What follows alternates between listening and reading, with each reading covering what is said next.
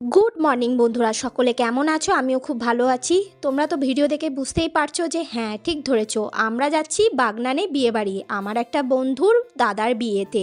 তো এখানে মেহরোজ আছি, আমি আছে, তোমাদের দাদা ভাই আছে, সাথে আমাদের বন্ধু আছে। আর ওই যে সামনে যে গাড়ি চালাচ্ছেন উনি হচ্ছেন আমাদের প্রিয় বন্ধু, মানে তোমার দাদা ভাইয়ের বন্ধু, আর ওনার ওয়াইফ হচ্ছে আমার বন্ধু।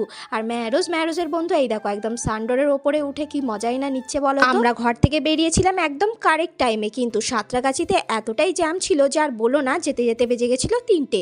বাদ দাও সব, কিন্তু গিয়ে খুবই মজা হলো। কি কি করলাম চলো তোমাদের সাথে শেয়ার করি।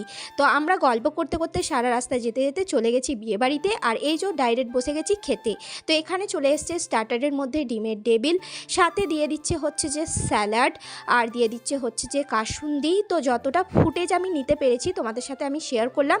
হ্যাঁ, আরও একটা কথা তোমাদের সাথে শেয়ার করি এখানে, কিন্তু চলো আগে ফুডটা বলে দিই। এখানে লাচ্চা পরোটা, সাথে ছিল চিলি চিকেন, এইভাবে নিয়ে খেয়ে নিলাম। প্রচণ্ড খিদে পেয়েছিল, যাই বলো তাই বলো।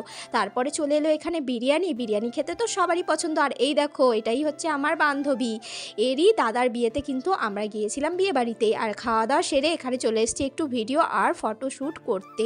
তোমাদেরকে অসংখ্য ধন্যবাদ আমার পাশে থাকার জন্য এবং আমাকে এতটা সাপোর্ট করে তাড়াতাড়ি এগোবার জন্য। তোমরা এত সাপোর্ট করছো বলে আমি খুব দ্রুত গতিতে এগিয়ে যাচ্ছি। এইভাবেই আমাকে সাপোর্ট করে যেও, ইনশাআল্লাহ আমি একদিন এগিয়ে যাব।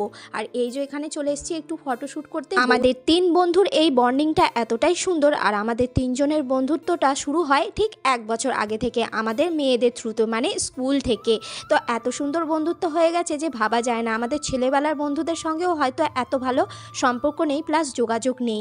হয়তো এটাই আমাদের নসিবে লেখা ছিল যে আমাদের প্রাপ্য বয়সে এমন আমরা বন্ধুত্ব পাবো যে সেটা মধুর হবে। যাক, এখানে বিয়েবাড়িতে এসে কিন্তু খুবই এনজয় করলাম। বন্ধুরা তোমরাও এরকম এনজয়েবল কী কী করো অবশ্যই কমেন্ট করে